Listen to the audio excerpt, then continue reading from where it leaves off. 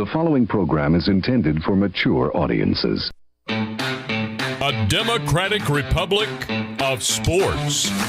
The Sportsocracy with ESPN Asheville hosts Tank Spencer and Jeremy Greene. And welcome into the Wicked Weed studio, wickedweedbrewing.com. Drink different. I'm Tank Spencer. He's Jeremy Greene. Yeah, you got to switch the cameras. All right. You got to... Just two. A lot of things happening right here. Welcome into the studio. It is a Thursday morning, and okay, go ahead, take a victory lap.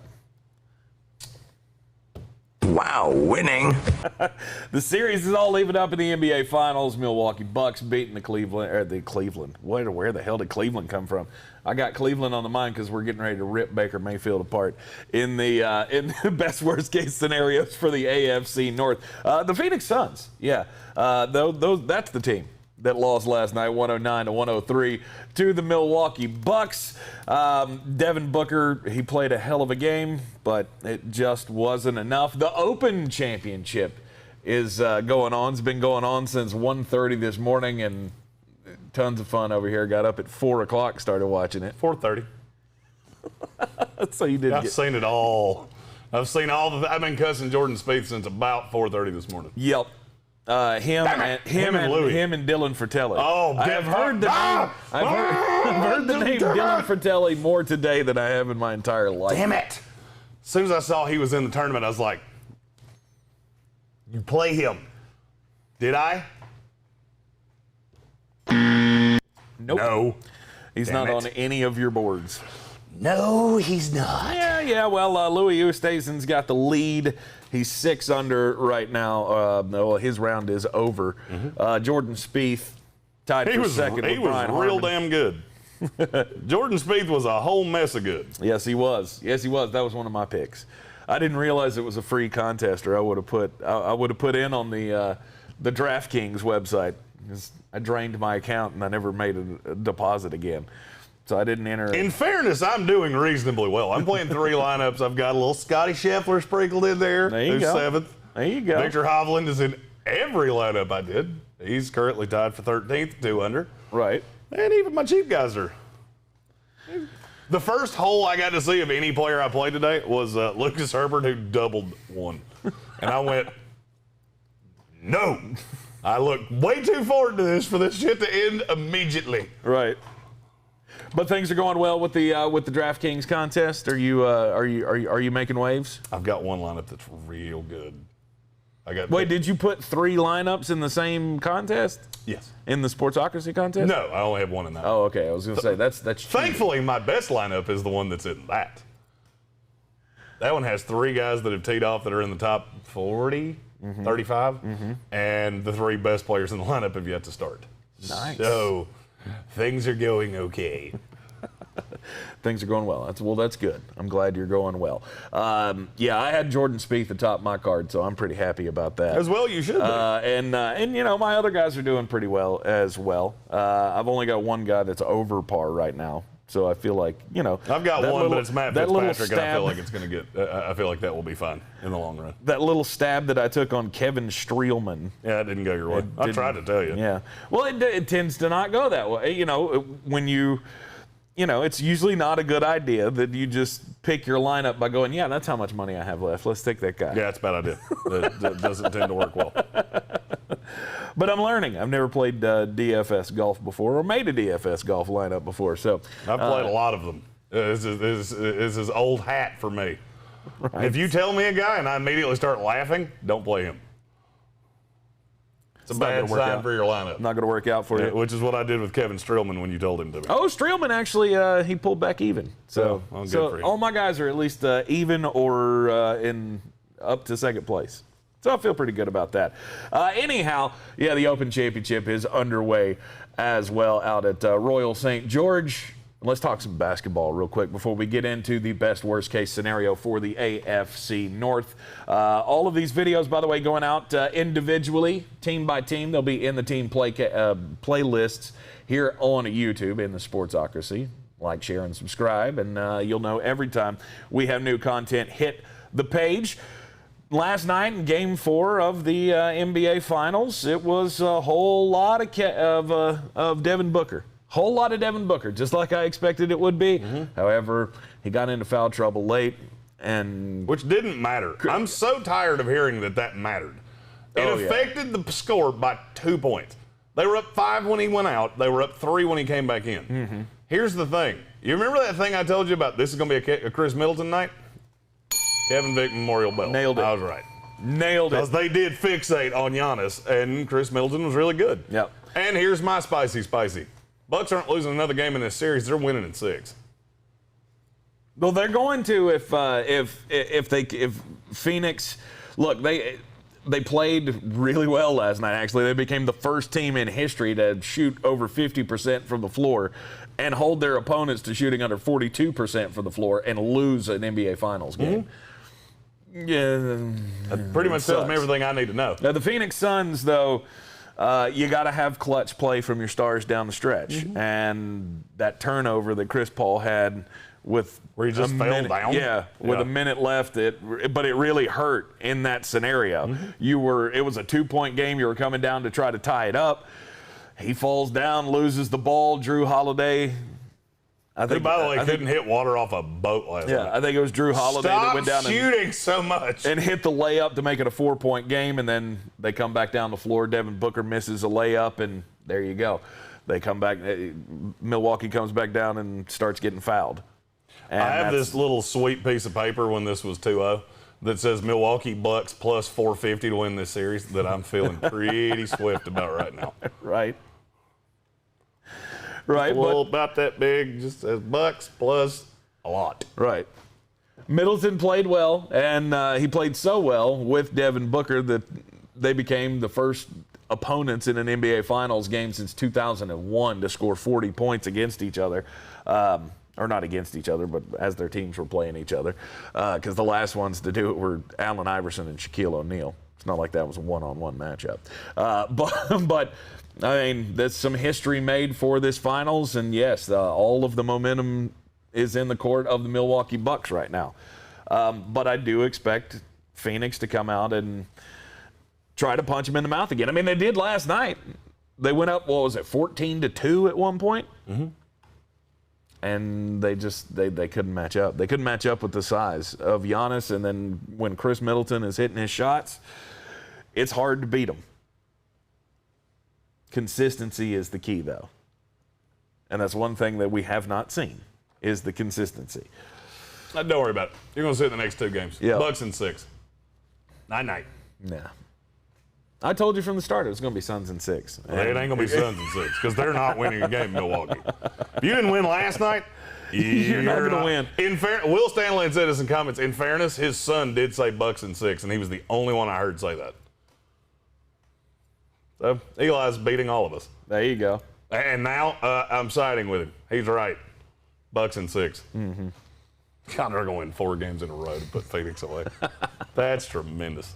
And it'll be yet another sad chapter in the career of Chris Paul. Have that outstanding game 1, and then turd sandwich after that. It's no good. Anyway, that game 5 is going to be coming up when? Saturday? Is that right? Okay. Yeah, another 2-day layoff.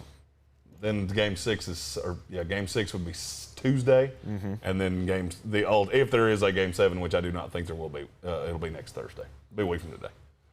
So there'll be no more NBA 8 days from right now. And I know there are plenty of you in the comments that are going, thank God. And we know what happens 6 days from right now. It's the open of NFL training camps. So things are looking up for us, guys. The Open Championship, have you been shocked by anything that's happened so far out at Royal St. George? Not really. If you watched my video, you're doing reasonably well. Yep. I said I'm not trying to cram John Rahm in lineups. I didn't. I'm glad I didn't. Really wish I'd followed my gut and played Louis Oosthuizen. Just play Louis at every major. Forever. Just don't even think about it. Just put him in your lineup. He's not going to win, but he'll finish in the top 10. Yeah. It has been a crazy scene out on the course today. I mean, obviously I'm new to this, but the winds are howling. Well, they always are. That's not new. The thing that's shocking me, insane. This course is not eating people alive like I thought it would. Now, that could get more difficult over time. You thought because it has been dry there and there's no rain coming that the greens were going to be too hard. That's what I thought. Yeah. The last 4 times they played an open here, the final number was the highest it's ever been was 15 under, and that was the year that was Greg Norman and Faldo, and they just screwed up the course. And it was, I mean, it had rained, and all you had to do was go just pin seeking because the ball was going to stick wherever you hit it. Other than that, it's been like 5 under. I know Sandy Lyle won at 85 at 2 over.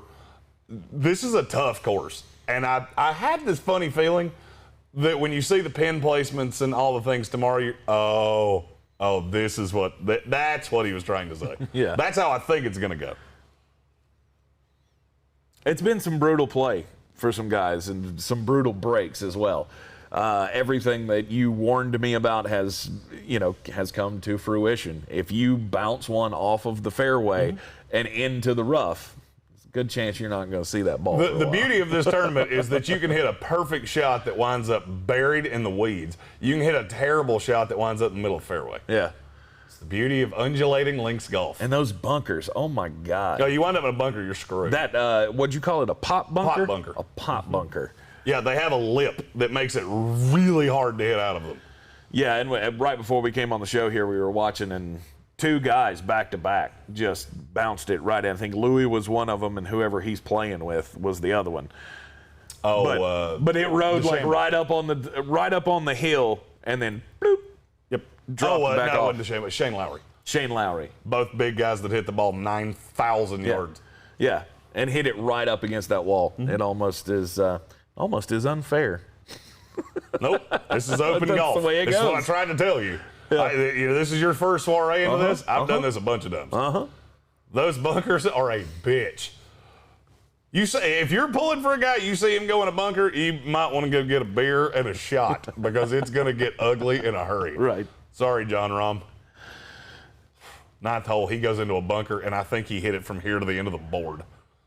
It hit the lip, bounced right back at him. I was watching that at 5:45 this morning. I am heavily caffeinated, and I have been awake for quite some time. So you like the early morning golf? Oh, I love this. This is my favorite weekend of the year. Outside of football season, there is nothing that makes me happier than the Open.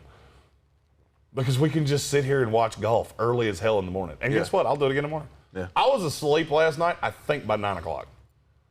Just because my body was telling me, tomorrow is Christmas, and you have to get up and open your presents. And I did. It's kind of how I feel about London football. Oh, goody, I don't have to go to church today. There's a football game. I've got an excuse. Heathen. Hey, I go to church, just not during televised sporting events. There you go. Exactly. I mean, I get it that the London games usually suck. But there's something to be said for breaking your routine and being able to get up and make yourself some eggs They're brutal, on Sunday and morning. my team's playing in one of them. And I'm not a fan of it. Right. Make yourself a little breakfast, get some coffee, and sit down and watch kickoff at 9 o'clock on a Sunday morning. Just a little update. Xander Schauffele has made it through 1 hole even. And that first hole has been a motherfucker all day long. So you're off to a good start. It's just smooth and steady wins the rest. That's right. Again, Louis Oosthuizen is leading right now at Royal St. George. He's 6 under par. Brian Harmon and Jordan Spieth are tied for second at 5 under. Then you got a group of Dylan Fratelli, Mackenzie Hughes, and Stuart Sink, who are all 4 under. Justin Rose is sitting back there.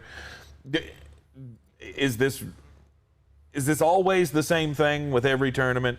That, I mean, obviously it's a marathon, not a sprint. But is it typically where you expect good scores on the first day? It's going to thin out tomorrow. And then, you won't see a 64 or a 60. Was that what Louis threw, a 64? 64, Louis put up a 64. You won't see another 64 all weekend. Really? That's my sweeping declaration. You're not going to see another one of those all weekend. I would say it's going to get markedly uglier tomorrow. Get out to the sweet start. I will say this, though. In the last 26 Opens, somebody that had a share of the lead after day one has won this tournament exactly 1 time. Really? Yep. Wow. All right. So you should feel good if your guy's not. You should feel okay if your guy's not Make bleeding the right damn now. cuts. That's all you have to do. Just get into the make the damn cut. Speaking of cuts, Dwayne Haskins. Oh my gosh. Dwayne, he's had a rough go of it lately. I mean, we all know the story on the football field, the shenanigans in Washington and getting cut by the football team, and now he's with the Pittsburgh Steelers. And things started to take a turn in March. He got married. Everything was going well. I don't know how well it could have been gone, because they got married in March, and he and his wife went off to Las Vegas for a couple of days. To renew their vows. To renew your vows. Why do you don't need to renew your vows 3 months after you got married. If so, shit's going downhill real fast. I've never understood the renew your vow things. I don't get it. It's just like recommitting yourself to the relationship. Just have a big-ass party. Like what? I'll never understand that. Just have a big old orgy to recommit yourself to your. Well, that's not what I said. That's what I heard. That's not what I said. Just have a big ass party. Like, hey, I still love you, and we still do stuff. And yeah. Well, if you're having to do that 3 months into your marriage, I'm glad I'm not the only one that noticed that, because I thought that was very strange. Yeah, that was the one thing that popped out to me after I heard all of the headlines and the injuries that happened, and then I got to that part of the story that when they were in Las Vegas to be with friends and to renew their vows, I went, well, they just got married in March. Feel like this was another really, another benchmark moment in a really long line of bad decisions that Dwayne Haskins has made. And he got rocked. His wife rocked him. Broke one of his teeth. He said he doesn't remember getting punched in the mouth. I mean, did she hit you on the head with a brick before she punched you in the mouth? I think you would remember somebody breaking your tooth. But I don't know. The alcohol might have been that strong. Might have been a drunken brawl. We don't know. However, she has been charged with assault. And, there's lots of jokes going around about it right now. Look, domestic violence one way or the other, I don't find humor in. Now, the fact that it happened to Dwayne Haskins, can I find humor in that? Patrick Holt said recommitting your vows is like having a shared Facebook account. Somebody done cheated on somebody. Exactly. I think that every time. Mm-hmm. JT Money said like there was only one part of this story that was odd. I agree with you wholeheartedly. I read the whole thing like there's none of that made sense to me. Dwayne Haskins gets one of his teeth knocked out by his wife. Well, you ever been in a relationship with somebody that can throw them hands? Fuck no. Hell no. I wouldn't.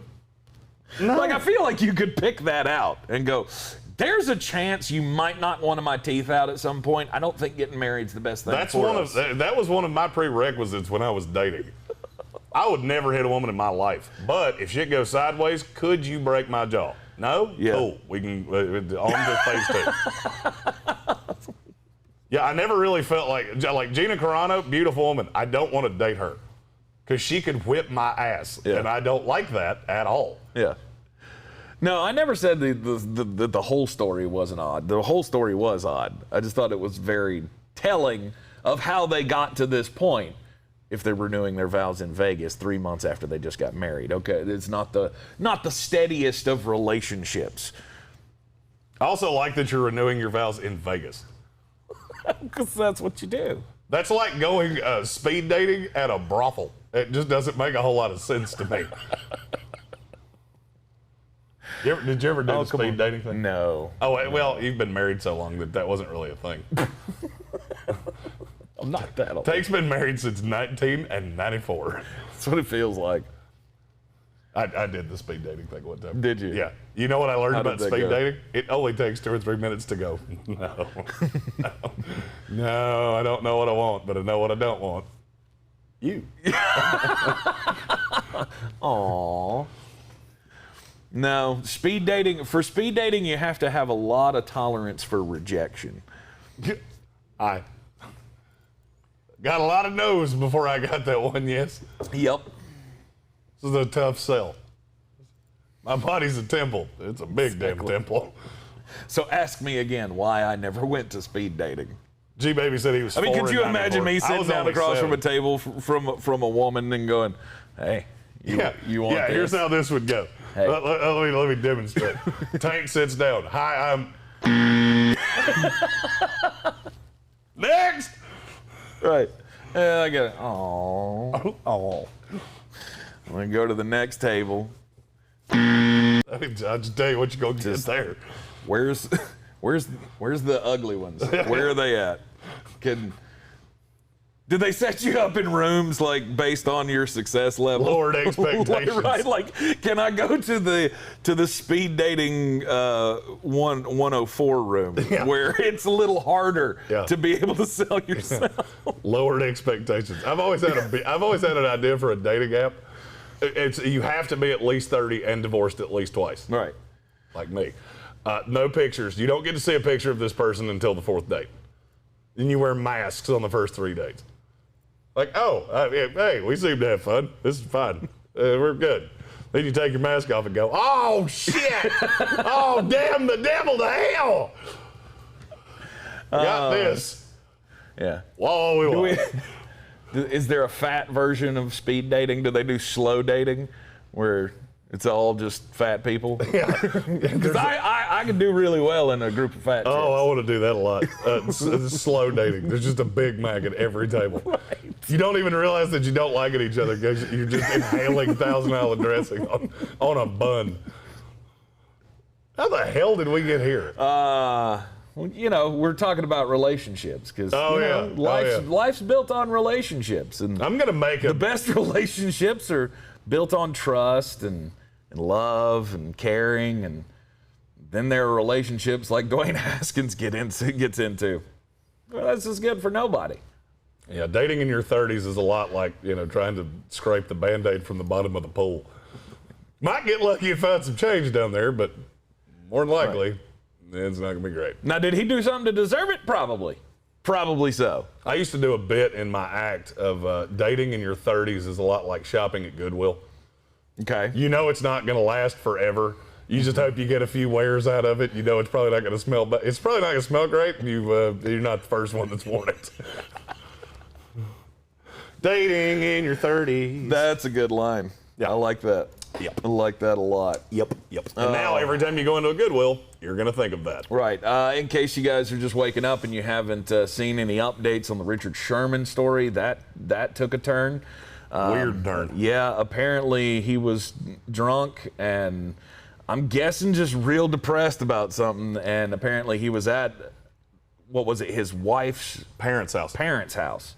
And he was threatening to kill himself and all of this. And then, look, we've been there. I think we've all been there at some point, been depressed and drunk and said things that we wished we hadn't have said, get us in a little bit of trouble. But I hope the best for Richard Sherman.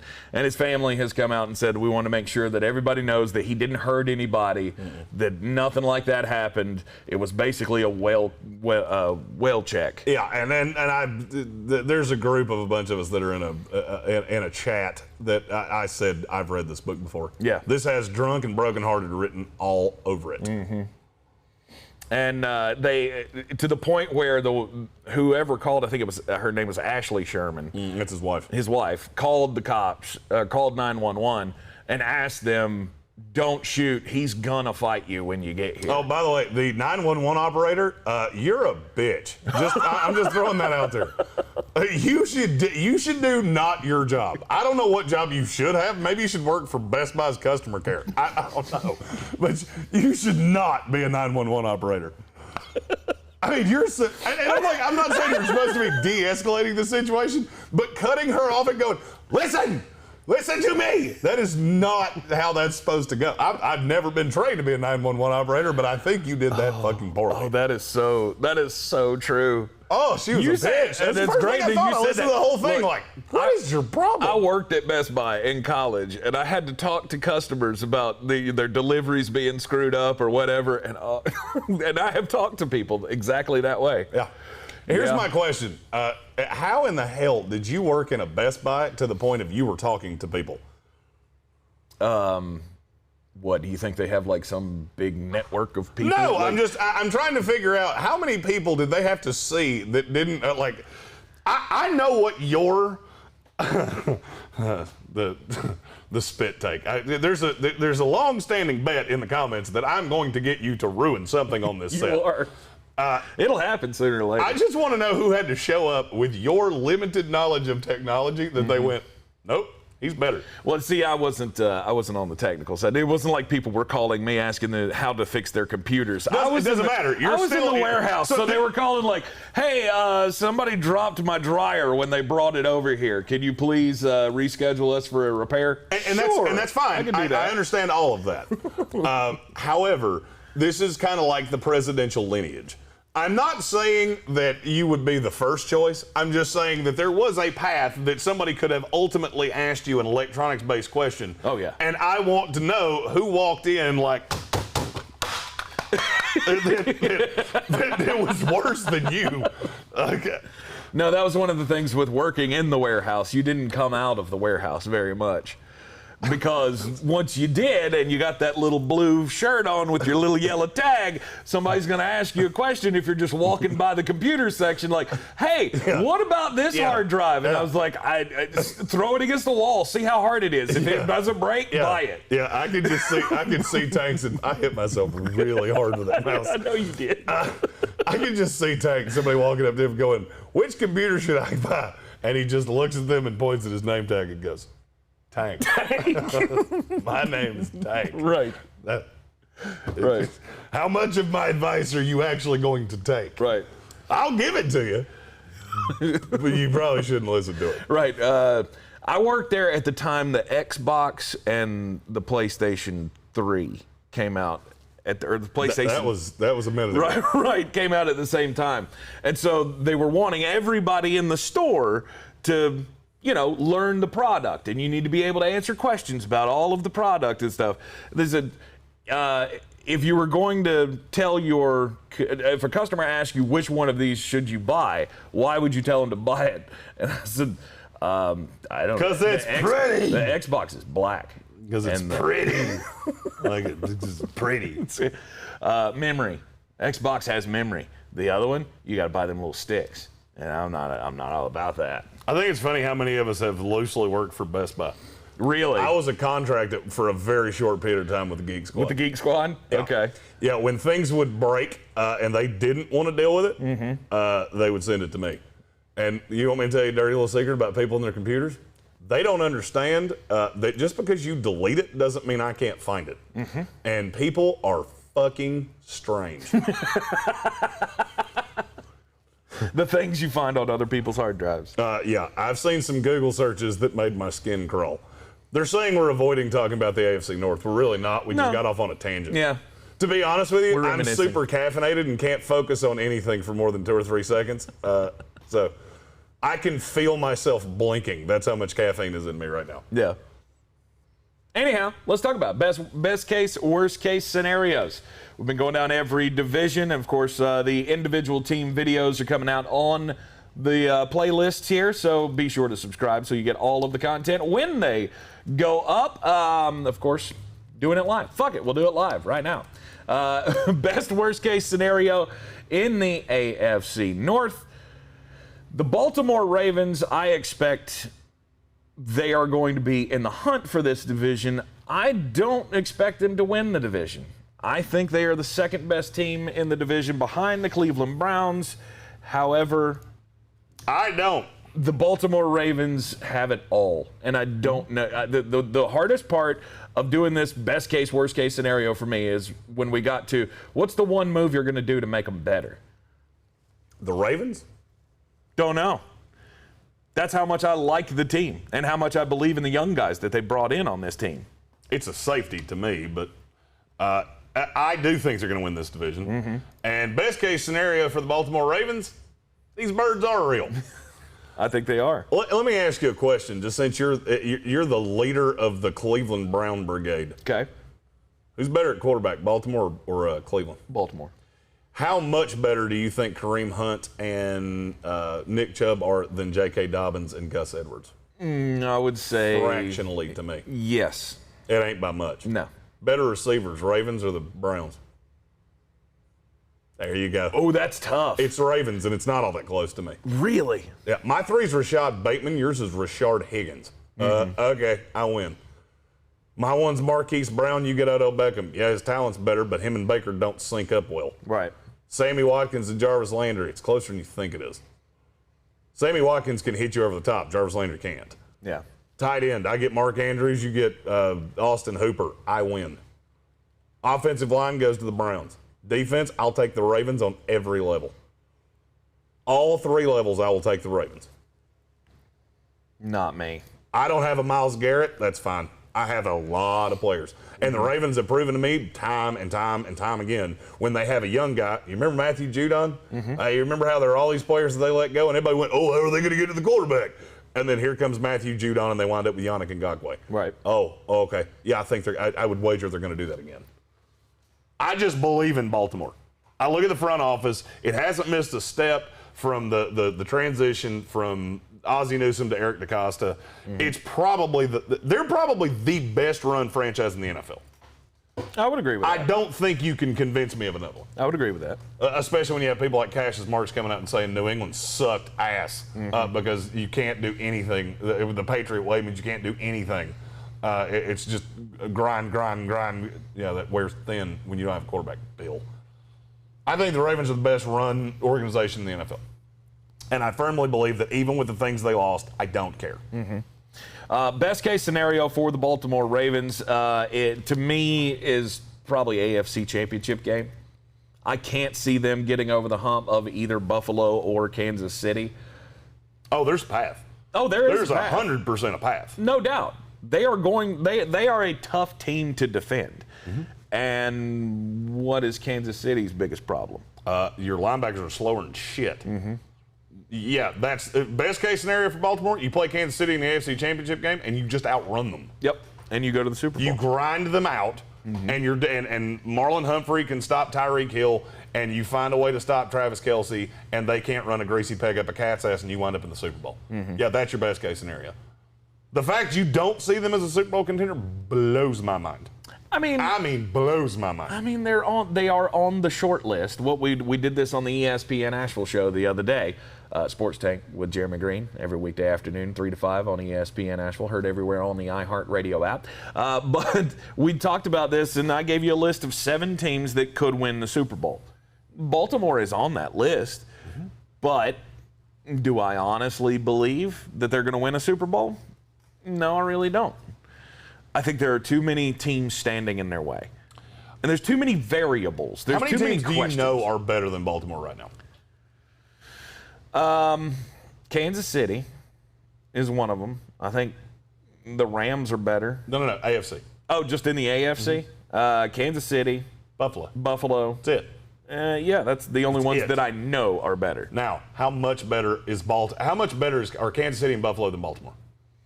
Not by much. There you go. I think Baltimore's closer to the top 2 than every other team in the AFC is to Baltimore.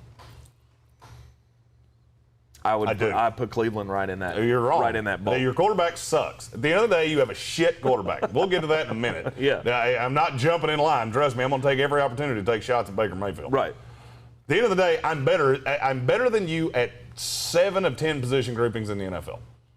I'm going to take me every time. I have an MVP quarterback. You have Baker Mayfield. It's not close. Their best case scenario is they can win a Super Bowl. Yes. And nobody will tell me different. And I think it is comical how many people are picking the Browns to win this division. Oh, their defense is so good. And what the fuck do you think the Baltimore Ravens are? They have the best secondary in the NFL, and it's not even debatable. It's not even debatable. Between Marcus Peters and Marlon Humphrey, you said add a safety. I don't know that they need to add a safety. Chuck Clark was good last year. Deshaun Elliott came on last year. He did. After 2 years of being injury-ridden. My thing was it's a depth thing, and I'm not going to lie. I'm picking nits at that. Yeah. I mean, like you said, what do you add to this team? A receiver? Oh, your 3's Rashad Bateman. Devin DuVernay's your 4, or Tylan Wallace is your 4. I think they've... You forgot they had Tylan Wallace, didn't you? Huh? I said you forgot they drafted Tylan Wallace, didn't you? I did. Yeah, everybody has. I don't know why, but everybody and their brother's forgotten they drafted Tylan Wallace. Well, because you've added already so much to this team that he becomes an afterthought. Tylan Wallace was a guy that I was hyping up a lot. He's a guy that I loved watching in college, and I think he's going to be really good and by this the way, level. Now that I've really looked at this and thought about it, Yep. I like Baltimore's line better than I like Cleveland's. I don't even give that to Cleveland anymore. Really? No. Because I didn't buy Jedrick Wills when he came out. I said that 100 times. He's a better guard than he is a tackle. And you're trying to play him at left tackle. He was fine. He had bad games. And I get Ronnie Stanley. Okay, I win that. The one weak link is Bradley Bozeman at center, and he's not that bad. And he's surrounded by, like, Kevin Zeitler. Did you forget about that one, too? No. I did. I'm not going to lie. I did. No, I didn't forget about that. I just look at this whole team and go, there is no Yep. weakness here.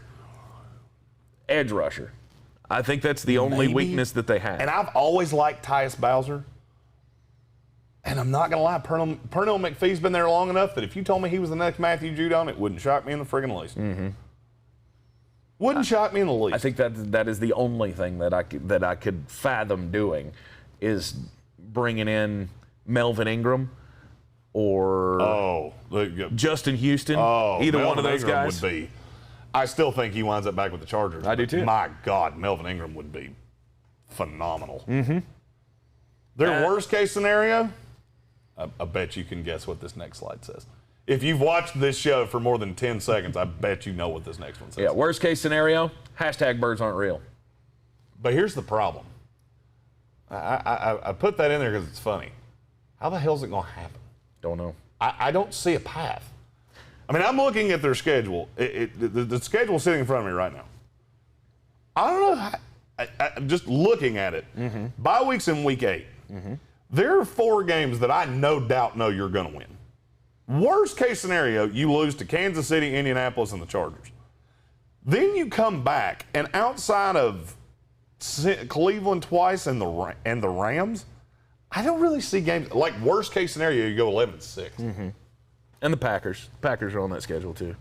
They are, but it's in Baltimore. You think Aaron Rodgers is going to come into Baltimore and beat them? I don't. Not with the weapons they have in the defensive secondary. No, I just don't see it. I don't see Cleveland beating them. I said that because I'm looking worst case scenario. I think they beat Cleveland twice. And I think they're going to beat the piss out of them in Baltimore.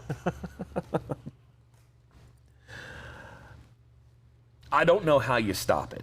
I don't either. You have gone into this offseason and you did everything that I had. By the way. They need to do this. You said edge rusher? Yeah. Yeah, we forgot Jason Owa. Yeah, their first round pick. Yeah. Oh, yeah. Yeah, that guy that's going to come in and probably play 20 snaps a game and just kill your quarterback. Right. Because Bowser and McPhee, and one thing I want you to think about Pernell McPhee, I got into an argument in a Ravens group the other day. Okay. Because they were talking about needing an edge rusher. And I chimed in the Owa thing. And I also said, you do realize Pernell McPhee's been here forever. This is a guy that they have continuously paid. What does that tell you? They think he has a value somewhere because Baltimore doesn't pay anybody for too long. Right. This is the #1 team in compensatory picks over the last 10 years. There's a reason for that. They don't pay guys. They don't pay you past your productivity. Yeah. I just look at Baltimore. This is probably my favorite team in the NFL compared to where people see them. Okay. I think they are what we think they are. I think we all believe that they are a team that is near the top of the AFC. We're just not ready to push them over the edge with Kansas City and Buffalo. I am. I'm ready to put them there. And the more I've thought about it, you know what? I'm all the way there. You're all the way there? I think it's a 3-horse race in the AFC. Baltimore's the 3. Baltimore is one of my favorites, and the receivers are one of my favorite fantasy targets because people are underselling how much they're going to be able to confuse people, and you know, they're going to be damn near impossible to defend. This is a very good team. It's a very deep team too. So I mean, you just look at the 2 deep with like a Justin Madubuike. That's a guy I loved coming into the draft. He's a second team guy. This is somebody gets hurt. That's who goes in. yeah, best case scenario, you go 14-3, and win the Super Bowl. I'm not sure it's not better than that. I could see a path. I'm trying to be realistic. I'm not trying to be unrealistic. I see a path that no team in this division can contend with them. Mm-hmm. I still think they split with Pittsburgh because they do every freaking year. But I see a path. They're 5-1 in the division. I look at the games outside of the division and go, there's like 3 games there that you could lose. Mm-hmm. Kevin Vick had it in the comments. Lamar Jackson gets hurt. That's the worst case scenario. Of course. Injuries are always That's the worst case scenario. But aside from that, and I also believe that they will try to dial back Lamar Jackson. I don't, and I think it's ridiculous that you think that. I do. I think it's insane. It's what makes this offense so hard to deal with. But you either have to do that or you have to teach him how to defend himself. Exactly, how to protect himself. And if you can't do that, it's going to end up being a Cam Newton situation. That very well could be in the path for the Baltimore Ravens. Because as you said before, you can't have your quarterback continue to take shots like he takes. No, but you also can't neuter him. No, the most important. I'm not talking about neutering him. I'm talking about, just thinking twice. We've got the weapons now that you can. The weapons are what terrify me. If I'm look at that team in the long term, the weapons are just ridiculous. Right. They're going to be there for a while. Mm-hmm. I think they've done a great job of building this team. And the Baltimore Ravens' worst case scenario, you're 11-6? That might be the worst case scenario. If you lose all of the games against, say you lose one freak game against a bad team, and then you lose the majority of the ones that are going to be highly contested, like the Colts game and the 2 Cleveland games, Green Bay Packers. Face the upper echelon, you're going to lose some of those. You're going to take some L's. But those are the only games that you should lose. And you should win games by a lot. Especially when you're going up against the dregs of the division and the NFL. Baltimore Ravens, sky is high for them. Kevin Vick said the hate on the Ravens comes from the fact they're such a well-run organization, and we all wish our teams could be run that way. My GM came from Baltimore, and I'll be honest with you, I've never been happier with how my team is run. Mm-hmm. We're live in the Wicked Weed studio, wickedweedbrewing.com. Drink different. I'm Tank Spencer, and he's Jeremy Greene, rolling along with the best case, worst case scenarios in the AFC North for 2021. The Cleveland Browns. Now, this is the team that everybody is hyping up as this is the team to beat in this division. And I think they're right. By a small margin, they are right. I like what the Cleveland Browns have put together. I get that Baker Mayfield is still their quarterback. I don't care. I think Baker was good enough last year that he'll make another step. They're getting more familiar with the Kevin Stefanski system. Odell Beckham Jr. will be back this year. He will hopefully be healthy. And best case scenario, this is a Super Bowl contending team. Okay, let me ask you a question. Were they a Super Bowl contender last year? No. What is so much better this year? What's so much better? That's what I can't for the life of me understand. Mm-hmm. Oh, they had a good draft. Mm-hmm. Okay, well, let's be really honest about that draft, shall we? Jeremiah Owusu-Koramoah. Yep. There were teams that had reservations about him even before the Hart thing. Mm-hmm. So I mean, it's not. I liked the pick. Don't get me wrong. It's not a home run. No doubt. Okay, they're better in the secondary because I do like John Johnson, and the Troy Hill addition was fine. I'm not jumping up and down about Troy Hill. I'm just not. Right. It's gotten comically dumb to me. It's the same team it was last year. At the end of the day, you're the same team you were last year. I disagree. Then answer the damn question I asked of what's so much better. You just answered your own question. So you added a safety, and you think that's going to make up for the fact you have a 62% completion percent quarterback. That doesn't make any sense. They have nothing to do with each other. The defense wasn't the problem last year. It wasn't. Mm-hmm. All right, so your defense is better. Whoop-de-fucking-do. You get into a shootout with Pat Mahomes, you're still bringing a squirt gun to a fucking AK-47 fight. But if my defense can take one score off the board, can't. It's not that much better than it was last year. It's just not. Okay. That's the thing that I cannot wrap my head around is now, they're a Super Bowl contender now. It's the same team. It's the same team with a couple new toys. Ooh. Woohoo. Yeah. I just They don't were care. damn good last year. They were an 11-win team last year. They won a playoff game. They took that step. They've got all the momentum going into this year with Odell Beckham Jr. coming back, and hopefully this is the year. Best case scenario, Odell Beckham Jr. regains his former form and can stay healthy and stay on the field. You add Odell Beckham Jr. to that offense, and Baker can still play well. He's made Baker worse, by the way. I get the that. whole time he's been in Cleveland, he's made Baker worse. I get that, but this is best case scenario. Best case scenario, you don't think that is a better team. That is a Super Bowl contending team. Right, that goes from a middle of the road playoff team to win one and leave to we can do this thing. We can close this out. Let's play a fun game. How many winning teams did the Cleveland Browns beat last year? I don't know. Winning record. Finished 8. I'll even give you 8-8. They finished 8-8 or better. How many teams did they beat? They had 11 wins? I don't know. I'll list them down for you. Bengals. Washington football team.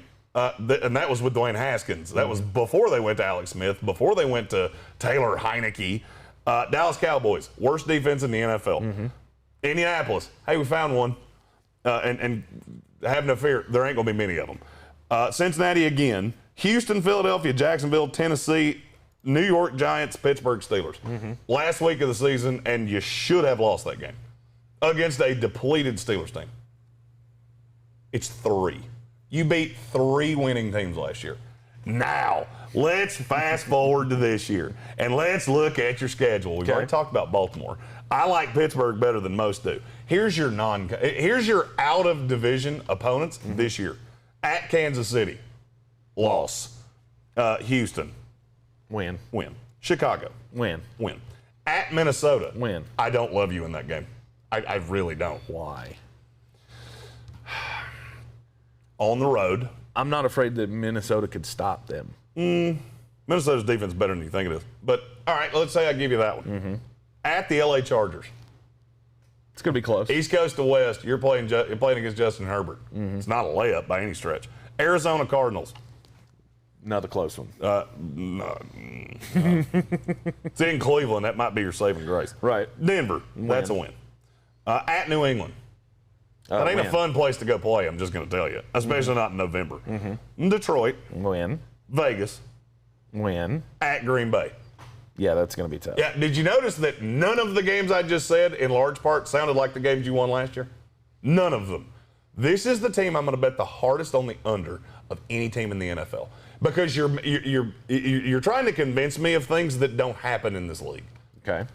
So year to year, you think this team that did not get markedly better. There's no marked difference in the talent level. This team was talented as hell last year. Quarterback was brutal, and nobody wants to admit that.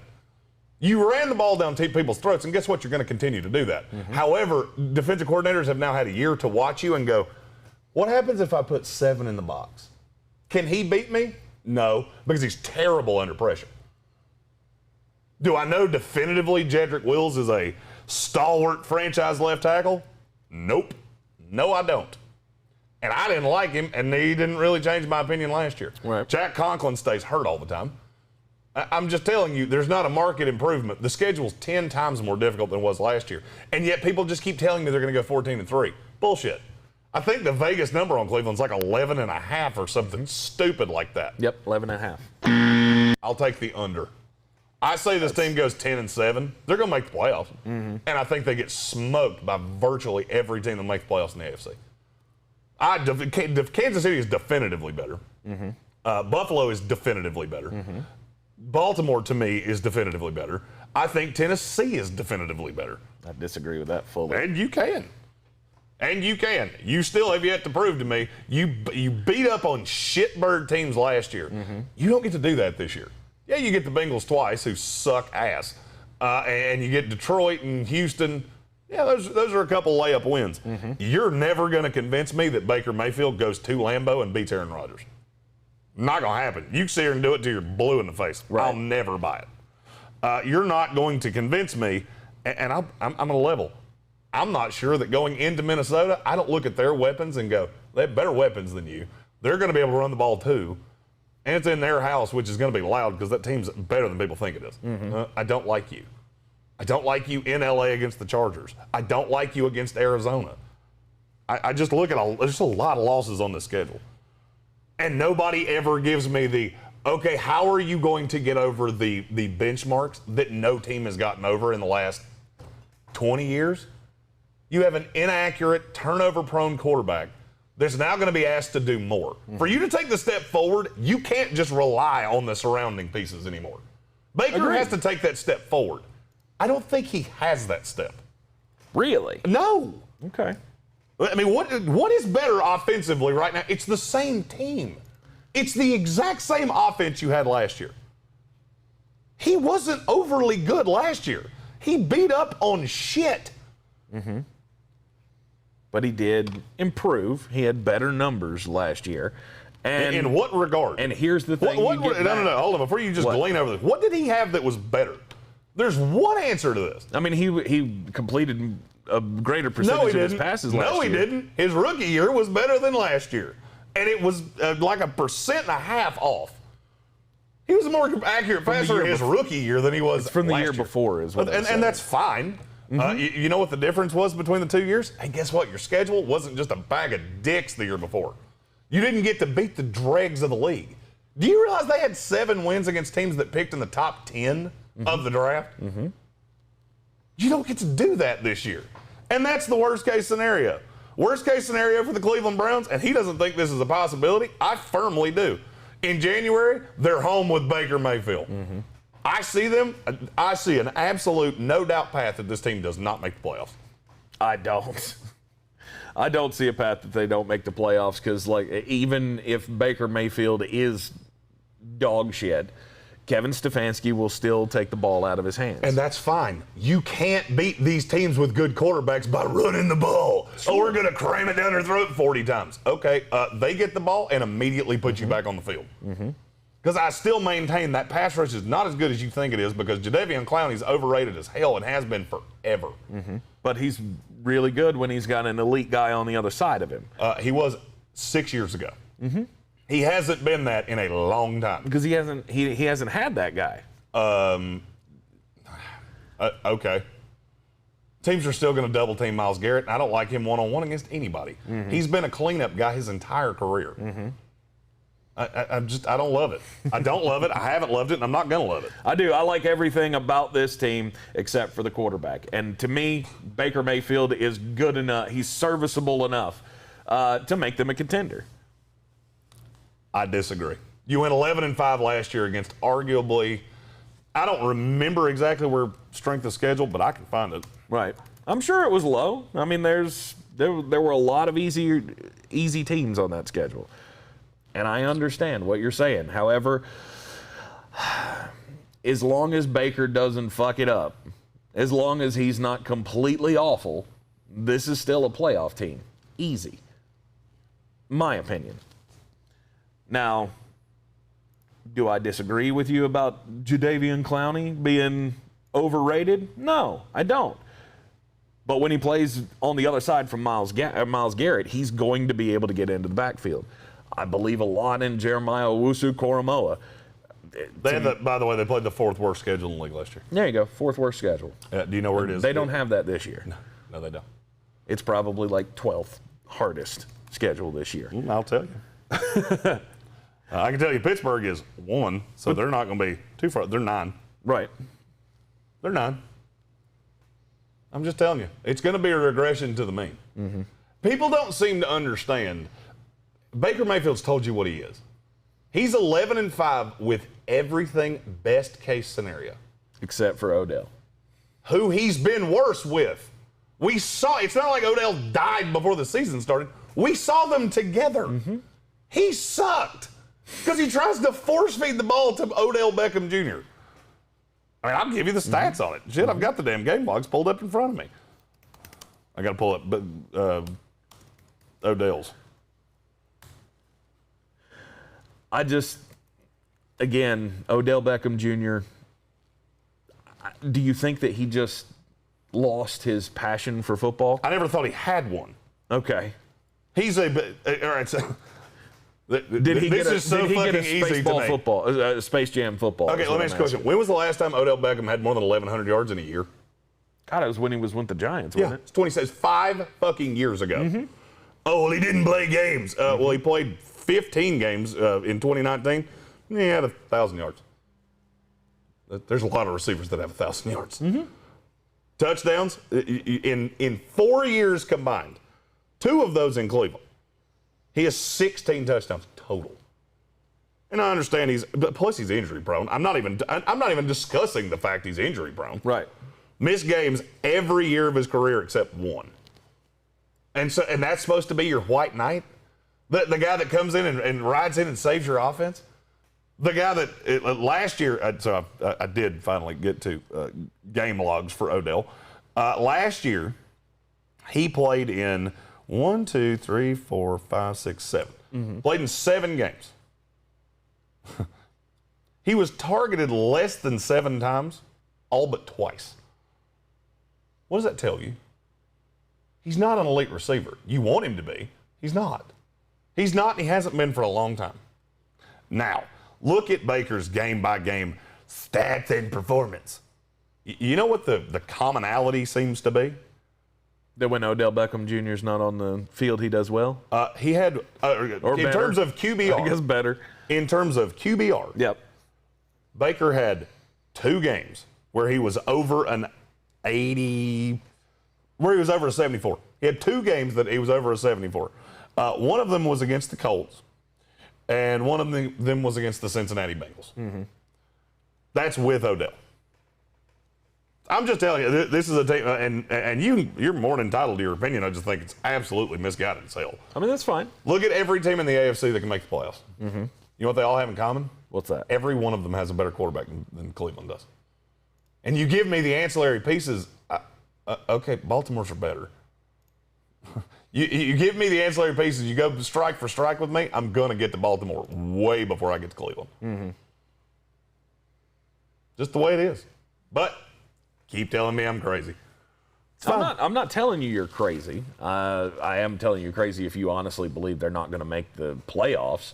I'll take it right now. Because I think it's a game. I think it's a game difference between them and Baltimore in the division. I'll take Baltimore outright for anything you want to win this division. Mm-hmm. Schedule's easier, and I get the better quarterback. Mm-hmm. All in. Barring injury, I'll take Baltimore to win this division. Is this going on the board? Because I'm challenging you to it right now. Oh, Baltimore to win the division? I'll take Baltimore, you take Cleveland. We'll put it on the board. Done.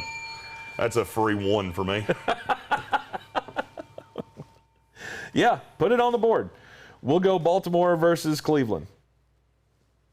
Stephen Tao said, can we drug test Tank? I've been asking that for a long time. You don't want to.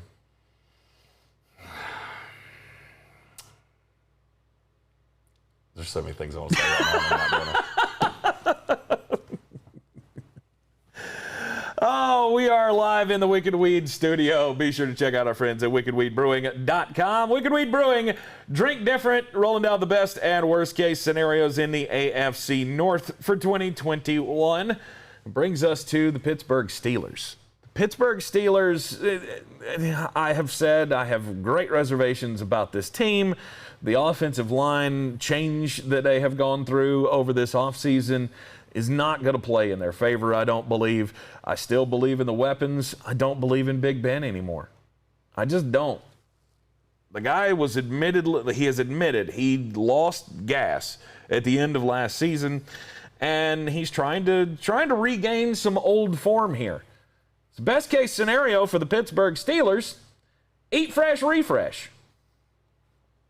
Apparently that's a Subway That's right. It's the new Subway slogan. They're bringing back the Eat Fresh, and all the news in the last 24 hours about Pittsburgh Steelers has been about Ben Roethlisberger committing himself to a new diet, that he is eating he's on a stricter diet than Tom Brady now. I haven't seen any of the details on this diet, but I'm going to say you're lying.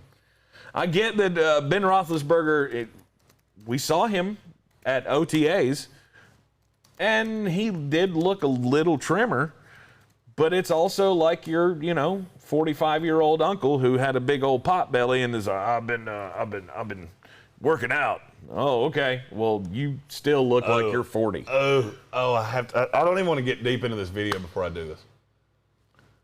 We just made a bet that I'm having to reset because this is going to be cut for Steelers fans. I'm taking the Ravens to win this division. He's taking the Browns. Okay. I will take the Steelers to beat the Browns. Oh, I will take the Steelers ahead of the Browns. I am all the way in on that one. Take two. Because you are so wrong. Because I see a direct path where this is the third best team, and it's not even close in this division. I don't believe it. I don't believe that, okay, Ben Roethlisberger has trimmed down. He looks like the Ben Roethlisberger from 2 years ago. Okay. I want to see it, though. I want to see him still have the confidence in his arm and everything, because one of the things that killed him last year was that they didn't push the ball down the field. And they were playing everything short, and it didn't work out in their favor.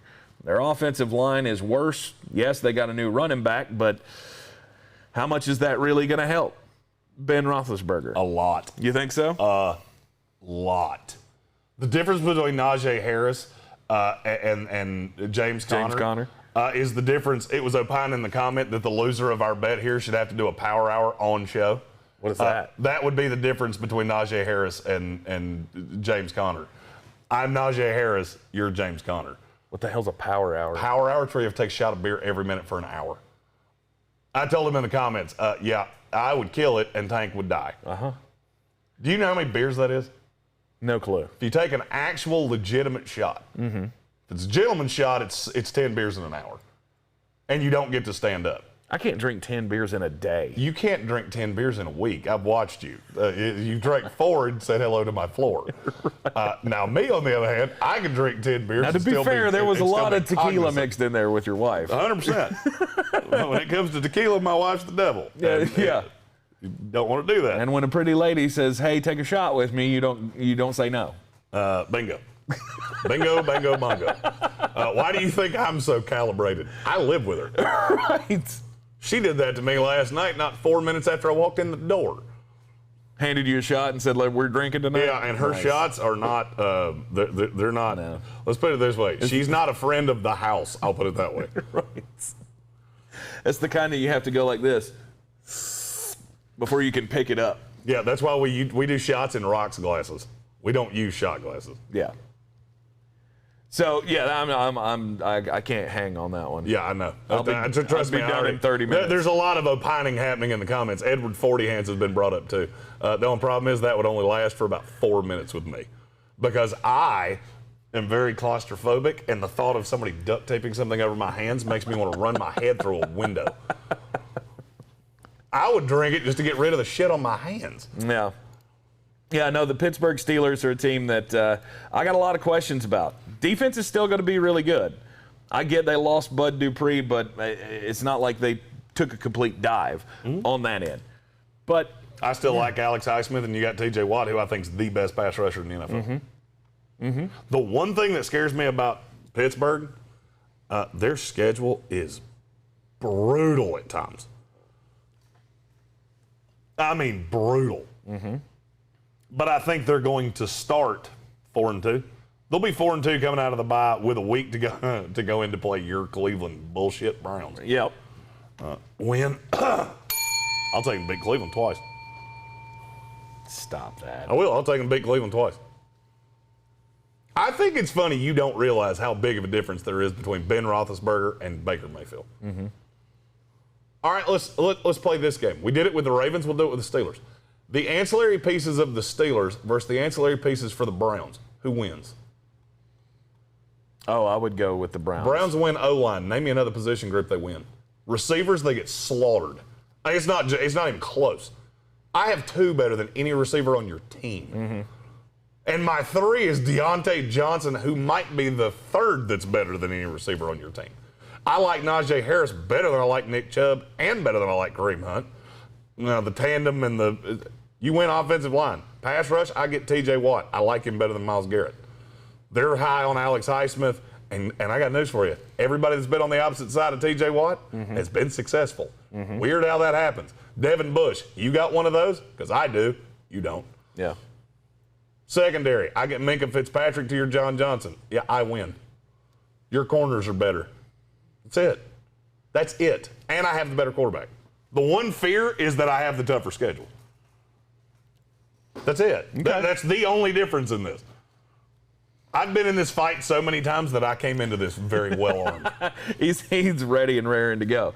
I see them as very similar with their weapons.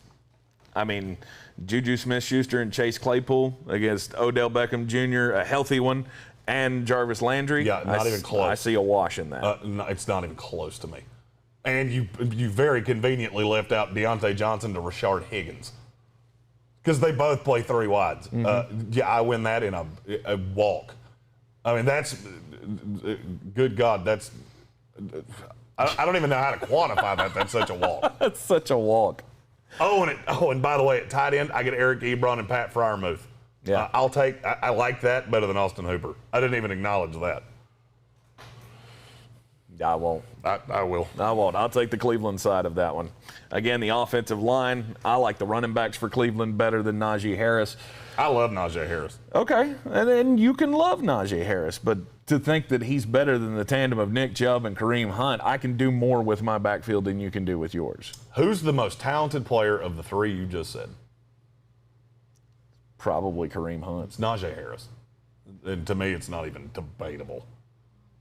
One thing that scares me is the line he's running behind, but guess what? Pittsburgh finds a way to make this work all the time. We didn't know who the fuck Ali Villanueva was when he came into the league. I'm just telling you. Yeah. This is one of those that's it's so laughably predictable to me that I'm going to mark this tape and week 15 when the Browns are 9-6, 9-7, and or Pittsburgh's 10-5 and Baltimore's 12-4. I'm just gonna. Oh yeah, you remember that thing I tried to tell you of quarterback is the most important position in all of football, and I get Ben Roethlisberger and Lamar Jackson, and you take Baker Mayfield. Yeah, all the way in. All the way in. God, I'm gonna love trolling Browns fans this year. Good God, I'm gonna love trolling Browns fans.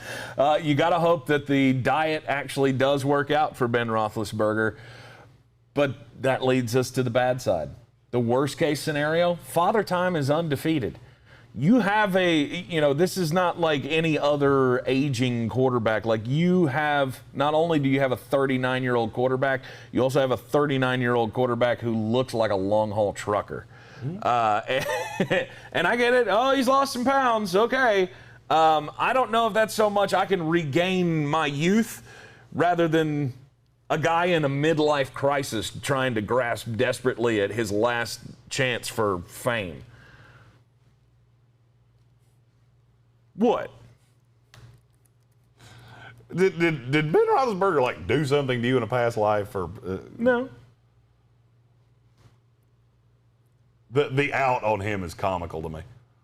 I mean, did last year not say anything to you? What, that he's 12-3? The last few games of the season where he did not look good. Well, here's the thing: he only, of the 4 games they lost, he only played 3 of them. Mason Rudolph played in the last one. He still threw 33 touchdowns and 10 interceptions last year. Oh, and by the way, the last full season he played, which was 2 years ago, he threw for 5,200 yards. Yeah, your derision on Ben is comically every quarterback just asinine as fuck. Every quarterback has a shelf life, and if you're going to continue, if you're going to tell me that 44-year-old Tom Brady is going to is the no doubt Super Bowl, and 39-year-old Ben's just worthless and should be put out to pasture, that's insane to me. And it's speaking out of both sides of your mouth. It's not talking out of both sides of my mouth. If you're going to continue to throw that up in my face, that my team has a 44-year-old quarterback, okay, mine doesn't look like he's 44. Mine doesn't play like he's 44. Yeah, yours is 39 and plays like he's 50. And was 12-3 last year. By the way, had a better record than your 44-year-old quarterback last year in the regular season. So just throwing that out there. And fell apart at the end of the year. Where am I wrong? I'm not saying he's a bag of dicks. I'm just saying. No, you are. That's what's irritating me so bad. Okay. Is that you're all right, let me ask you a question. Right now, Baker Mayfield, Ben Roethlisberger. Who's better quarterback? It's Ben Roethlisberger. Okay. I just want to make sure you weren't completely out of No, I'm not. I'm not completely out of my mind. But what I'm saying is he's not the guy that you can rely on anymore just blindly. Oh, that's Big Ben. It's going to be fine. Okay, you had us through 11 games last year, and then you had the collapse at the end of the year. You looked bad.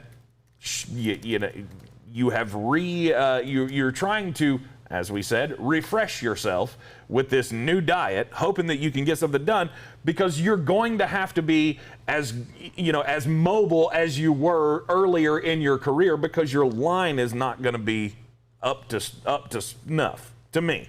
Let me ask you a question. How many teams last year averaged less than 4 yards a carry? Oh, no, I don't know. It's 4. Okay. The Dolphins, the Chargers, the Falcons, and the Steelers, who were at 3.5. Mm-hmm. They're the worst rushing team in the NFL. Mm-hmm. He got no help whatsoever. Mm-hmm. None. And you don't realize that Najee Harris is going to make that better. James Conner, who I don't think belongs in the NFL, and I've said that for 2 or 3 years now. Mm-hmm. You don't think that's going to make this better? I don't think he can do it by himself.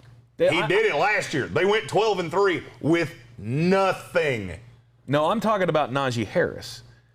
I don't think he can do that by himself. He has to have competent blockers in front of him. And I don't know that they have that in Pittsburgh.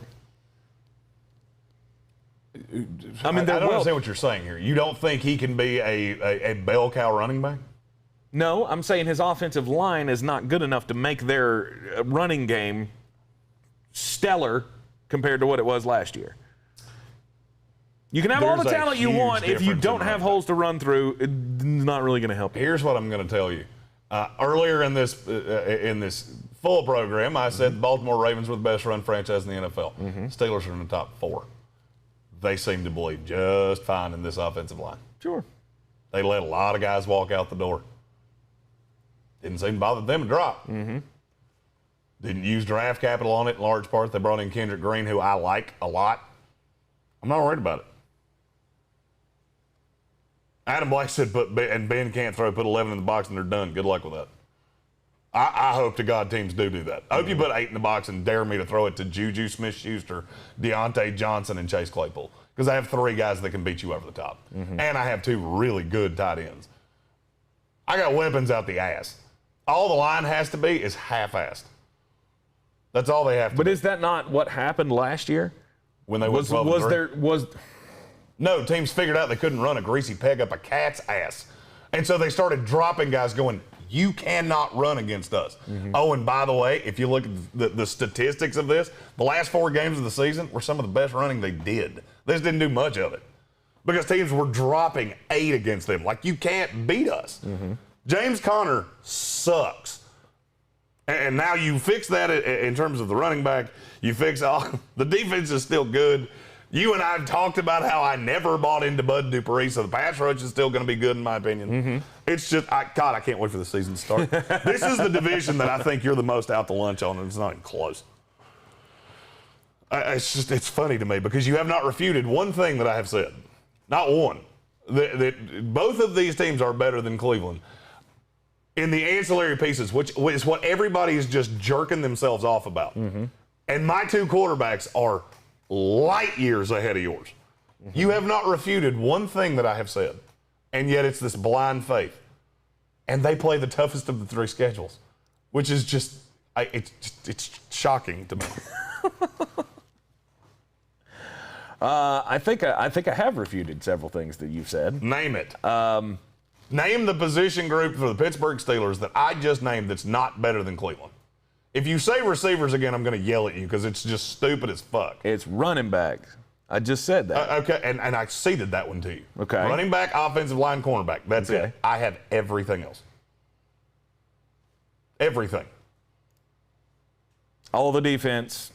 I would rather have Pittsburgh's defense than Cleveland. Against my pass rush. I have T.J. Watt. You don't have a T.J. Watt. I have Myles Garrett. And he's 3 or 4 best pass rusher in the league. I have the best pass rusher in the league. And I have another guy on the other side that I'm curious to even know if you know what his fucking name is, that they let Bud Dupree walk out the door, and they told him, we're not even going to give you an offer. Mm-hmm. It's not even they didn't give it a competitive offer. They didn't give an offer. Mm-hmm. He was the only franchise player from 2019, or from 2020 to 2021, that didn't even get an offer. Mm-hmm. They didn't offer him $8 to come back. There's a reason, because they believe in the kid on the other side. Okay. I'm just, this is one that, you know what, we'll put a pin in it. Sure. And trust me, I will very happily, when Cleveland sucks ass, I will. Sucks ass. And I shouldn't even put it that way, because I don't think they're going to be terrible. I'm going to have to see you actually beat a legitimate team. Mm-hmm. Like I said, they had 3 wins last year against teams with winning records. One of them was this team with Mason Rudolph playing quarterback. Mm-hmm. So you really had 2. And also made your quarterback look incredibly inefficient and ineffective in the playoffs. Okay, so let's talk about that playoff game where he had a snap that was launched over his head on the first play of the game. You're down 7-0 before you've taken a snap that touched the quarterback's hand. Mm-hmm. And then they just ran the ball down your throat. Mm-hmm. Yeah, they were. How many interceptions in that game? Ben? 4 of them? It was a few. Was it 4 interceptions he threw in the playoff game? Mm-hmm. Also couldn't run. You had no ability to run, and you were behind the entire game. Yeah. That game script could not have been worse. Now you have a superstar running back behind a line that is unproven. There is a real path where that does not work. Worst case scenario, what is Pittsburgh's record? I want you to put your money where your mouth is, because you've talked shit about them for 10 minutes. So let's hear the number. Because I think you're going to say a number that's going to make me laugh until I piss in my pants. Their worst case scenario on their record. Yep. And I've already said I think the schedule's tough. I'm going to say 8. That's not the number I thought you were going to say. 8 and 8? Or 8 and 9? Keep forgetting that 17th game. I'm looking at games that I don't see a path that they lose. And I'm at 8. Yeah. Worst case scenario there. I thought you were going to say 5. No. I don't think this is that bad. A couple people have said 5 in the comments, and that's insane. No, it's not 5. Stop that. What I'm saying is I think people are putting too much faith in this, last year was an aberration. No, I think last year was a window into the future. Last year they were 12-3 in games that Ben started in the regular season. Mm-hmm. I know. We all know. We all saw them go 11-0 to start out the season, and then they lost. What was that? 4 out of the last 5? 5 out of the last 6? It was 4 of the last 5, but one of them was Mason Rudolph. Yes, I understand that. I don't know. To me, this whole Ben looks like he's in the best shape of his life. It could be true, sure, but I just don't trust the shoulder, and I don't trust. I got to say this just because I think it's comically. What? It's comical to me that you glean over this. Yeah. 4 of those 5 games. All right, they lost to Washington, at Buffalo, at Cleveland, at Cincinnati. Mm-hmm. First of all, 3 of the 4 were on the road. Mm-hmm. Would you care to take a guess at how many yards rushing the leading rusher had in 3 of those 4 games? Tell me. One of them was 37, and that was the second best they had. Mm-hmm. It was 18 and 15. That was the leading rusher on the team. Had 18 fucking yards. Mm-hmm. That's pathetically bad. It is. And you don't think that's going to get better. And you don't think that played into exactly why the season went as poorly as it did. I love how Ben's treated like he's 60 years old.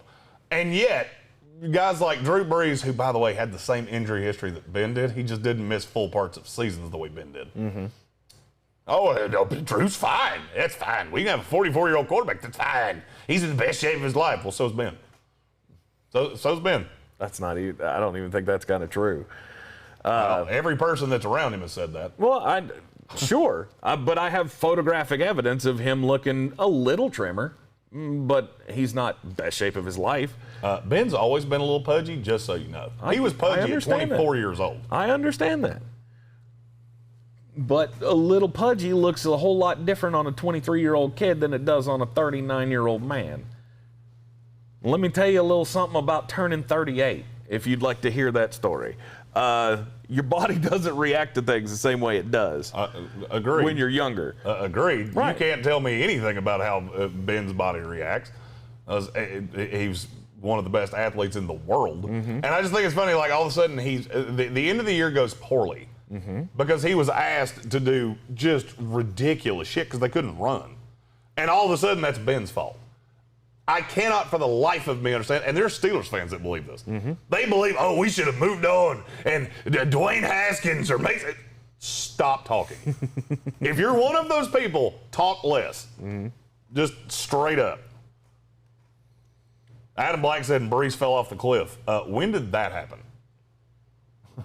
Because it's not true. That's just patently not true. Now, the stats might have gone down because he had, Alvin Kamara behind him, just the best running back he had in his entire career. So, no, he didn't throw for 5,000 yards anymore. He wasn't asked to. Right. There was no cliff, but there was a steady decline in the arm. And I'm not saying there's not going to be a steady decline for Ben. We've seen it. See, this is the steady decline people think is going to happen. He was 11-0 a year ago with no running game. None. Worst in the league by a wide girth. And you think having the best rookie running back I've seen in 3 years is not going to help that? Doesn't make any sense to me. It's just, I don't get it. But put a pin in it. Just remember I said it. We will. I keep getting told I'm drunk in the comments. You are. Okay. They're not better than Cleveland. And I don't see We still got another team to do, and we've run quite long. So. Yep. All right. We are live in the Wicked Weed studio, as always. WickedWeedBrewing.com. Drink different. I'm Tank Spencer. He's Jeremy Greene, and the best worst-case scenario for the Cincinnati Bengals. This one should be fun. I can't wait to see the comments on this one after it's all over. Joe Burrow coming back. They say he's ready to go after the ACL has been repaired. And we all know what we think. We have told you time and time again about this team and what they should have done in the draft. Should have focused on protecting their quarterback, and they didn't. However, they do have a lot of weapons on this team. A lot of offensive weapons. The line is not good. Go ahead and fire it at us. We understand you believe it is good, but it's not. It's far best from good. case scenario for the Bengals, do you believe in fucking miracles? Yep.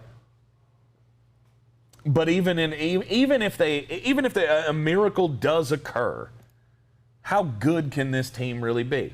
Those of you in Cincinnati Bengals land who think that 10 or 11 wins is reachable, Those are crazy people. Y'all are insane. Yeah, those are crazy people. That's Right. what a crazy person sounds like. Drive down to Ashtabula and go get some more of your meth, because that's not how this is going to go. Yeah, no. This is I like the future of this team if they can add a coach. few Coach and the whole front office disappears. You've been the worst run franchise in football for 25 years. That's coming from a Jets fan, by the way. Since you like to throw that at me every time we do this, yeah, I understand my team's been poorly run too. Doesn't mean shit about yours. If this team wins 4 games, Zach Taylor should win Coach of the Year. Oh, straight up. If this team wins 4 games, he should win Coach of the Year. I don't think there's a path to that happening. Him winning Coach of the Year, or them winning 4 games? Because I agree with both. Him winning Coach of the Year. Now, 4 games, I mean, that's not a whole lot. Just take a look at their schedule. I mean, they got Jacksonville. They could win that game. They could. Yeah, it gets real thin from there, doesn't it? The beginning Detroit. of their schedule is Detroit. Vikings at the Bears at the Steelers. That's 3 easy losses. Yeah. I'll give you Jacksonville. Then you go Green Bay at Detroit. I'll give you that one just for posterity's sake. I don't think you're going to win on the road. Okay, so that's 2. We're at 2. Then you go at Baltimore, at the Jets, Cleveland Browns. You're winning none of those games. None. You're At 2 New and 7. York, Not maybe? a shot in hell. Maybe? Not a shot in hell. You're going to New York to play a team with a better defense and a guy that you've slighted is on the other side. Good luck. They will beat you to death. I'll bet it with any of you that you want to. Just drop your Venmo, bruh. At Vegas, loss. Pittsburgh, loss. LA Chargers, loss. San Francisco 49ers, loss. At Denver, I'll be generous and give you that one, and I don't have a fucking snowball's chance in hell how you're going to win that game. Baltimore, Kansas City, Cleveland. There you go. You got 3. Let's give you the Jets. You're at 4. Give you the Jets just for fun. That's the only other game that we even stopped on. You know, it sounded stupid when you said it, but now that you say it and I see that schedule, I go, you know what? 4 wins, that might get you Coach of the Year. It's just a bad team. You've got pieces, but you don't have anything resembling a competitive team. The offense is going to be able to score points, but you're going to give up a shitload of points as well. Brandon Pike, first of all, welcome in. That's a new name I've never seen. I don't disagree that your line is better. Here's the thing. Jackson Carman is a project. I said that when he was coming out. Now, I like the fact you're going to play him at guard, but he was a project. He's always been a project, and he will continue to be a project. Jonah Williams, I don't trust to say. I trust knowing shit about the Clintons more than I trust Jonah Williams to stay healthy. Riley Reef, yeah, he got cut in Minnesota for a reason. It wasn't a money move. He wasn't particularly good. Right. He's gotten very heavy-footed in his older years. And then it's just dudes. Like, you just got a bunch of dudes. And here's the thing that nobody seems to want to understand with Cincinnati. My slight on your offensive line is not all about the talent. The depth hurts, and what you ask them to do hurts. Think about all right, so you have to compare Zach Taylor apples to apples to an offense that is what he does. His offense came from where? Sean McVay. You have Rob Havenstein and you have Andrew Whitworth. What are those two guys? Gigantic humans, because this is a quick fire offense. You don't have that. You have a bunch of nimble guys. Other than Riley Reeve, who, as I stated, was heavy-footed. They couldn't hold up last year, and I understand there was a lot of Bobby Hart and on and on and on. They couldn't hold up last year. You're paying a markedly tougher schedule this year. The AFC North got the toughest group it's the toughest schedule group in the NFL. Yep. Why? Do you know why it's so difficult? When they cluster this out by division, do you know why theirs is so difficult? Why is that? Because their NFC opponent is the West, which is the best division in football. You'll lose all 4 of those. You won't be close in any of those 4. You'll get beat by 20 in every one of those games. I don't care if San Francisco starts Jimmy Garoppolo, Trey Lance, Joe Montana. I don't give a fuck who they start. They will slaughter you. And that's the part that people don't seem to want to. The schedule matters so much, and people just glean over it. Oh, we're better. We're better than we were last year. We won 3 games last year. We'll definitely win 6 this year. No, you won't, because you don't have 6 teams on the schedule you can beat. Best case scenario, the Bengals play the game of the year. There's not 6 winnable games on the schedule. There's just not. And I got news for you. When you're at the bye and you're 2-7, that wears on dudes, because they know we're going nowhere. So we're throwing our body at something that it's a lost season. And you tend to typhoon at the end. Yeah, you got the win against the Steelers last year. Woo, showed the fight. Woo. It was with Brandon Allen at quarterback. These are a bunch of dudes that were trying to make impressions to stay in the NFL. I don't buy Cleveland. I don't buy Cincinnati in the least. Their worst case scenario, they are who we thought they were. They are exactly who I think they are. They have great weapons. They're trending in the right direction. You have the wrong coach. I don't buy Zach Taylor in the least. I don't think he's an NFL head coach, and I never have. I think he's one of those. He shook hands with Sean McVay one time, so some of that genius had to rub off. No, it didn't. I don't see this team being vastly better on the defensive side of the ball. The only thing they really added to the defense that I do like was Trey Hendrickson. First of all, I have to say this because Brandon Pike, I'm pretty sure, is a Bengals fan. They just said he loves our channel.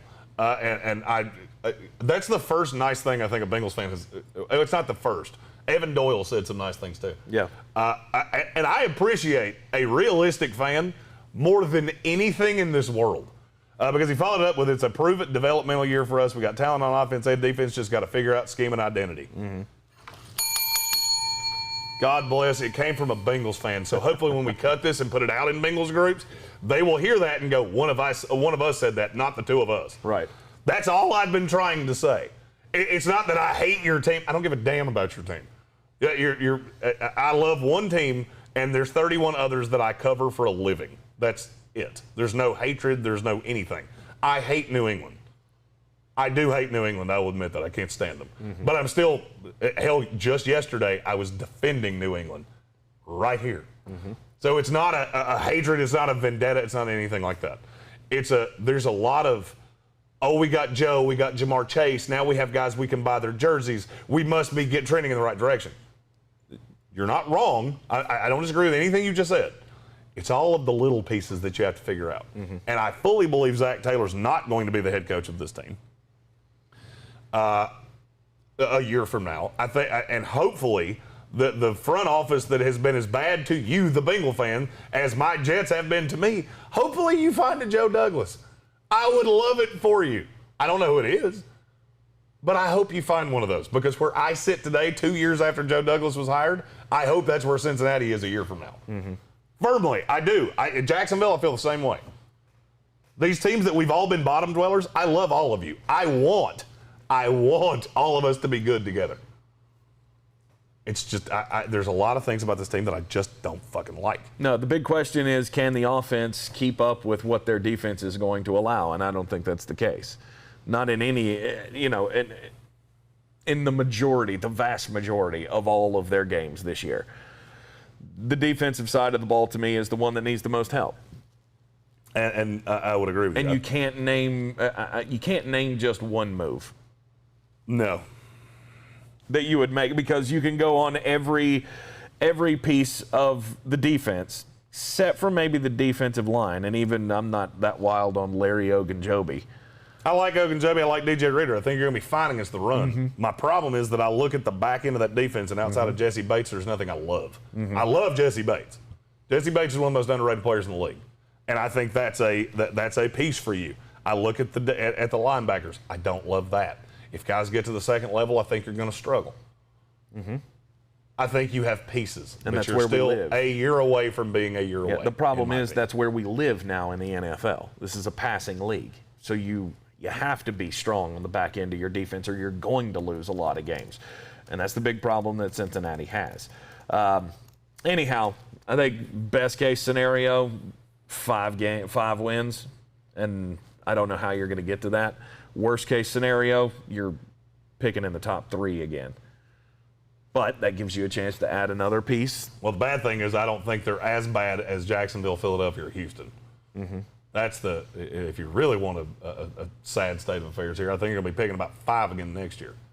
Good thing is there's going to be a lot of people that are trying to round peg, square hole quarterbacks next year. Because Houston's going to need one. Who am I forgetting? Philadelphia's going to need one. Probably Atlanta, if they're up there. So you could end up with Kayvon Thibodeau. And Detroit, if they're up there. I'm still not. You're still iffy, but I like for the Garth most better than most. Yeah, but if you had to bet your house on it, wouldn't you say they make a change at quarterback next year?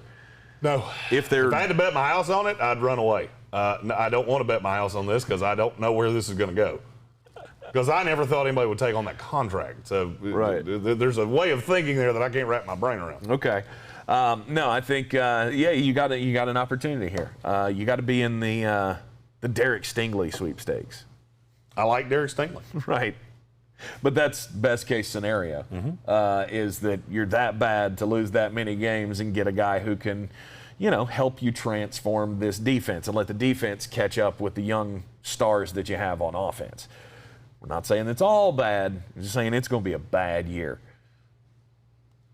I'm Tank Spencer. He's Jeremy Greene. We are live in the Wicked Weed studio. WickedWeedBrewing.com. Drink different. Check us out this afternoon on ESPN Asheville, 92.9 FM, 880 AM, and 1400 locally here in Asheville, North Carolina. Or hear us live everywhere on demand, live or on demand, on the iHeartRadio app. 3 to 5 weekday afternoons on ESPN Asheville, the Sports Tank with Jeremy Greene. We'll have more coverage of the NBA Finals, what went down last night with the series being evened up now 2 games apiece for the Milwaukee Bucks and the Phoenix Suns. We got the Open Championship that Jeremy hasn't been able to watch in an hour and a half, and he's already jonesing. I've been watching the leaderboard. Oh, have you? Matt Fitzpatrick is killing me slowly, and but I still have one lineup without him. Xander Schauffele, I need some birdies. and Patrick Reed and Ricky Fowler, who is at 1 under. Right. Don't forget to hit that subscribe button and watch out for our individual team content that's coming out here on the channel.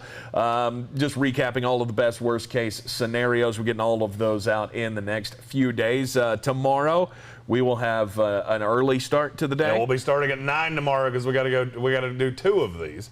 It will be the NFC East, Patrick Holt's Washington football team, and Zach Hurst's Dallas Cowboys. Nice. I don't know anybody that likes. Justin Parton, who likes the Eagles. And Brian Haynes, New York Giants. There you go. So I hit people that love all 4 teams. And then the AFC is the AFC South. AFC South. Tennessee Titans, Indianapolis Colts, Jacksonville Jaguars, and Houston Texans. Yep, we'll catch you here tomorrow at 9 a.m. for the Friday edition of the Sportsocracy. Enjoy your day, everybody. We'll see you then.